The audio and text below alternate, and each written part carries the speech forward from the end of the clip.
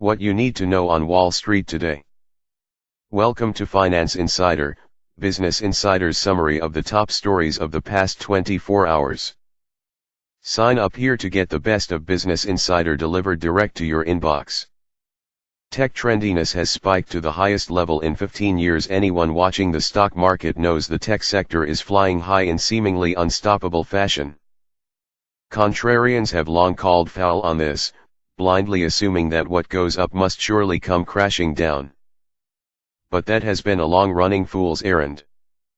If you had dumped your tech shares at the first sign of overvaluation, you would have missed out on months, perhaps years of massive returns. Fortunately for those waiting for the axe to fall on tech, Jim Paulson, the chief investment strategist at the Luthold Group, has a tool meant to assess when that may happen. And based on his most recent findings, the next year may not be so pretty for the red-hot sector and, by extension, the market at large. Tinder's founders are suing Match Group and IAC, saying they've been ripped off. A group of early Tinder employees, including co-founders Sean Rad, Justin Mateen, and Jonathan Badian, announced on Tuesday that they had filed a lawsuit against Interactive Corp and Match Group, the owners of Tinder. They're alleging that IAC used a lowball valuation based on false information to reduce the value of stock options that early employees and founders held. The plaintiffs are seeking at least $2 billion. The Tinder team received written contracts in 2014 outlining stock options as well as 4 dates they could exercise them, according to Tuesday's complaint. But they allege that ahead of the first exercise date, in May 2017, IAC valued Tinder at $3 billion and merged it with Match, which stripped away the team's options in the fast-growing dating app, leaving them with less valuable Match options. Elon Musk says he's hired Goldman Sachs to help take Tesla private. Elon Musk hasn't been one to hide his disdain for Tesla skeptics on Wall Street. But when it came time to hire bankers to advise him on taking the company private, the Tesla CEO enlisted a bank home to one of the most bearish Tesla analysts on Wall Street. Goldman Sachs automotive analyst David Tamberrino has had a sell rating on the stock since February 2017. Even Goldman's most optimistic scenario for Tesla doesn't even reach Musk's tweeted goal of $420. Ethereum is down another 10%. Ethereum's steep price fall continued on Tuesday as the entire cryptocurrency market continues to fall. Ethereum is down just over 10% to $253.35 at 4:22 p.m. BST. The current sell-off began on Monday, when Ethereum dropped to an 11-month low. Bloomberg reported that the slump was sparked by startups that had raised funding in Ethereum through so-called initial coin offerings now cashing their holdings into traditional fiat money they can spend on development. Stock market braces for rebound. After the stock market entered the bear territory in the first 6 months of 2018, it bounced back in July and is expected to sustain its strong rebound in the coming months.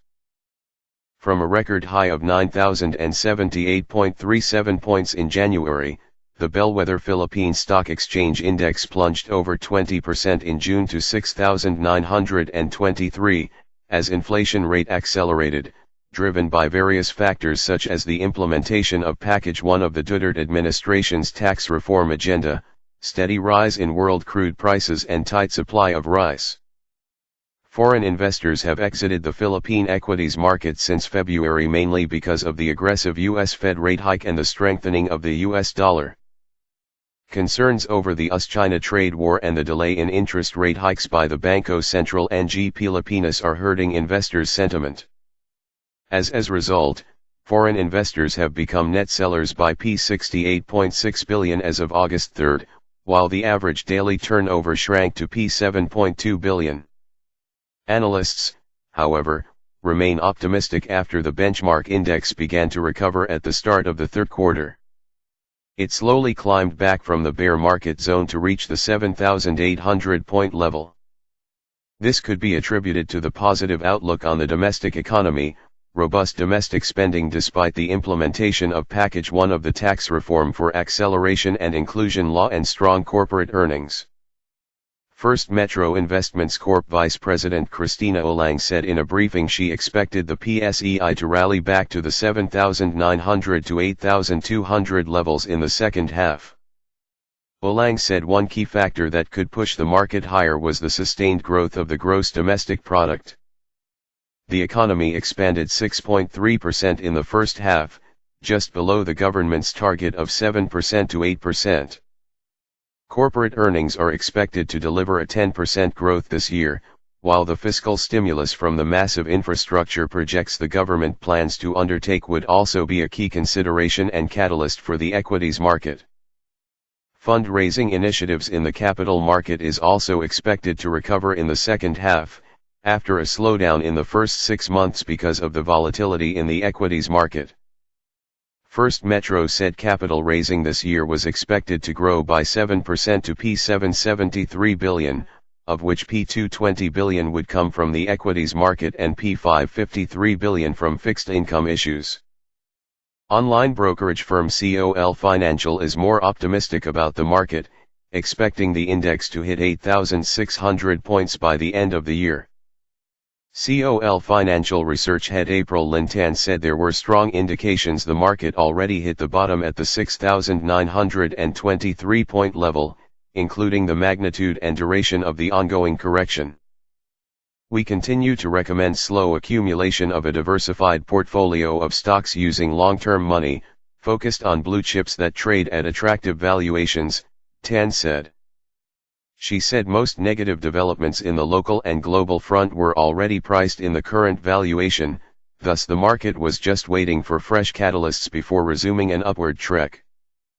These catalysts include inflation moderating from its peak, corporate earnings growth beating estimates, the US Fed stopping rate hikes and US-China corporate earnings remaining strong even with the trade war.